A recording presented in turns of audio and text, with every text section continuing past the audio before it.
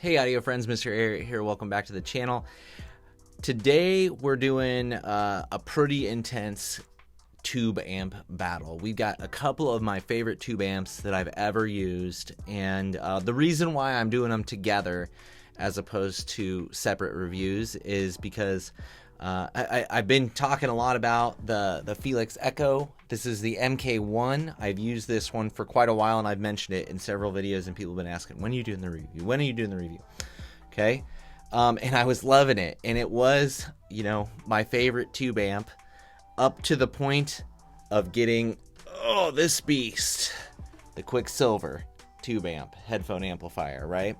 So they're a little bit different. They have strengths and weaknesses, but ultimately the Quicksilver is the one that I'm keeping, and it's not without a couple of quirks and downsides, but boy, does it sound good. And the Feliks Echo, it's the MK1, it sounds really good too, but it doesn't have quite the magic that the Quicksilver has, in my opinion, but it's maybe a little more universal. Okay, so let's dig into these amps. Let's see what we get. I'll do a quick tour of them, and for as long as I can hold them, because they're both pretty substantial amplifiers. So let's dig in. Let's take a look at each device. All right, I'm going to try to move the Quicksilver at least a little bit out of the way here. We'll do that one second, just because it is very, very heavy. Okay, as far as looks go, I mean, they both are pretty cool looking amps. I'd probably give the nod to the Echo myself. I mean, you guys know I'm a sucker for wood. It's got wood paneling on the side, you know, matte black all the way around. Nice big volume knob in the front. Great knob feel on that.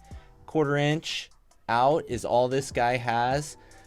You can see the tubes in there. Okay, so tube wise, you've got six N6P power tubes and 6 N1P driver tubes. And, you know, of course you can swap them and change them out. I think I found that just the stock ones sounded as good as anything else that I tried with it. This is an OTL, so it's, you know, pretty good with higher impedance stuff. Although, personally, I found it to work with just about everything really well. Low impedance planars, just fine with this. IEMs even did just fine with the Echo here. On the back, you can see we've got a couple RCAs in, a couple RCA out, and then you got the kind of regular PC power cable on-off switch on the back. All in all, just a really well-built, nice feeling unit. I really have no complaints about the build of it at all. And the function of it, I think, is spot on. Like I said, I was pleasantly surprised just how well it played with low impedance stuff, so planars and things like that. It is rated for 350 milliwatts, but I think that's at 300 ohms, so it has, I found it to have plenty of power for the things that I was using it with. So I've tried 8XX on this, like I said, Aria, Edition XS, Focal stuff was just fine on this guy. I've got the Maze Elites right now. They play nice with it. And also Verite Opens, which all played really, really well with this, including, you know, a variety of other things. Okay, so the Feliks Echo, like, just a pretty versatile tube amp for an OTL amplifier. Okay, now the Quicksilver, this is a transformer coupled tube amp, so also supposed to be reasonably well, is also supposed to play with planars and low impedance things fairly well because of that. The biggest problem I had with this was like a hum, and we'll talk about that more when we get into sound. This thing literally weighs like 20 pounds. Okay, so I can't hold it up for too terribly long, but let me just, around the back, it's pretty simple. There's a fuse, there's some RCA in, you know, PC power cable again. On the front, you know, it's just kind of like a solid metal brushed plate, on-off switch, great feeling volume knob, again 1/4 inch only, and yep, that's about all. I'm gonna hold that guy. Okay, functionality wise, I mean, the Feliks gets the nod. It's got the RCA out, so it can be used as a preamp. which the Quicksilver does not. It's only a headphone amplifier. And then again, the Quicksilver just didn't play quite as nice with all of my headphones as the Echo did. So as far as like noise floor, the Echo is silent. Like, I did not notice any noise, like even with really low impedance headphones and IEMs, no noise. Like, so big nods to the Echo for that. The Quicksilver, unfortunately for me, it did come to me broken, right? And the person I bought it from said, well, there's a hum, you know, that you can kind of hear with certain headphones and things like that. And I found that to be true. Also, one of the RCAs was broken on the back, like it was loose, the plastic washer that was back there. So I ended up sending it back into Quicksilver. They looked it over, they tightened everything up, they replaced that little piece that was broken. They said that they did not notice any hum when they did their listening test, but I got it back and I still hear it. I think it's maybe better, but I definitely still hear it. So I'm still exploring why that is. It could be possibly, you know, sometimes these tube amps, they can pick up other like EM radiation in the area and things like that. So I think I switched power cables. I think I noticed a little bit difference there. So I'm still working on isolating that hum and why I'm getting it. But the long of the short of it is, with lower impedance stuff, there's a pretty noticeable hum in the background when music isn't playing. Now, once I have music playing through it on the great majority of headphones, it's a non-issue. There are still like really low impedance stuff though. So for instance, like the new Bayer Dynamic stuff, the DT700 and the DT900X, they're unlistened to on the Quicksilver amp. The hum is so present on those headphones. In particular, those were the worst ones that I found. For the rest of the stuff, you'll notice it, especially on lower impedance things. With higher impedance stuff, it's barely noticeable, if at all, okay? So that's the big kind of thing with the Quicksilver. That's my asterisk with it. Now, is this something in my environment? Is this something specifically with my unit? I don't know, okay?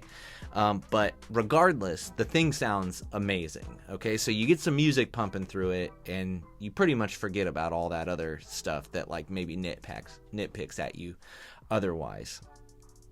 So what I would say is what makes the Quicksilver special is depth. Oh my gosh, just space and depth for days. Really just phenomenal separation and spatial information while still being just supremely resolving and clear. It's energetic. It's got a lot of slam to it. Plenty of presence, but never being too harsh or coming on too strong or anything like that. Just really just texture and detail and impact, and very, very dynamic amplifier that just makes it super engaging to listen to. Now, I also really love the way the Echo sounds, but it doesn't have that same depth and separation and clarity that the Quicksilver does.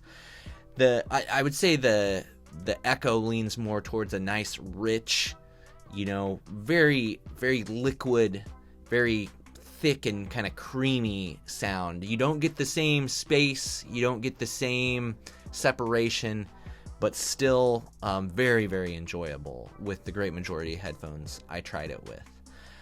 But again, for me, coming down to it, just the Quicksilver, oh man, it really puts you there. Like, it really just immerses you inside of the music when you're listening to it. And you guys know that I'm kind of a sucker for that, right? Like, I love spatial information. I just gushed about my Stax, like L300 or SR300, whatever that one was, which I think does that really well. And that's kind of my new budget, like, king.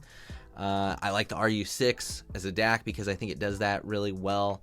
I like the 8XX a lot because they do that really well.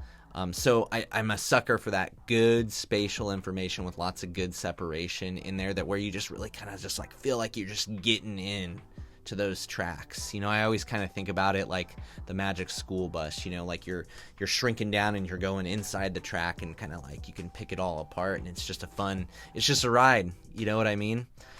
So the combo that I'm just really loving, and my Meze Elite review will be coming here before too long, but RU6 to the Quicksilver to the Meze Elites, that is a combination that I feel like for the first time in like a really long time, like I was just super excited about, and like I didn't want to stop listening, you know, like I had plans, and I was like, I almost canceled my plans the first night I had the Mezes, because I just wanted to keep listening to them. I ended up going, but like it was close, you know, it was a close call. So two very, very capable tube amplifiers here. I would recommend them both. I love them both.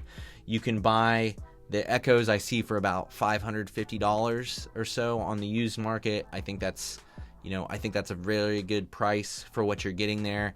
Again, it could be a daily driver amp for lots of different headphones. Okay, the Quicksilver, I mean, it's my go-to right now. Is it as versatile? No. You're probably gonna have to make sure your headphones are gonna play well with it, and that might involve some experimentation. But boy, if they match good, and it is phenomenal. It really is. So, yeah, tubes. I'm just loving tubes lately. I'm interested in trying. You know, I'd love to get my hands on another transformer coupled tube amp to see, you know, have something to compare the Quicksilver to. So, you know, I'll keep an eye out for a good deal on something like that. And that being said, yeah, I love both these amps, and you know, I'd love to hear your opinion on them. I haven't seen really any reviews on the Quicksilver headphone amp. If you've owned one, have had one, drop down your comments on that. If you've got an Echo, drop your comments down on that. Certainly any other amps that you feel would be kind of in the running with these, drop those suggestions down below with opinions on them so other people can see those. If you're interested in more headphone content like this, definitely consider subscribing to the channel. And, you know, don't forget to check out some of that stuff linked down below. You know, I'll link Quicksilver, I'll link to Feliks, I'll link to Mezes, I'll link to some other stuff down there if you want to check them out. So thanks for your time. Appreciate you. Hopefully I'll see you in the next one.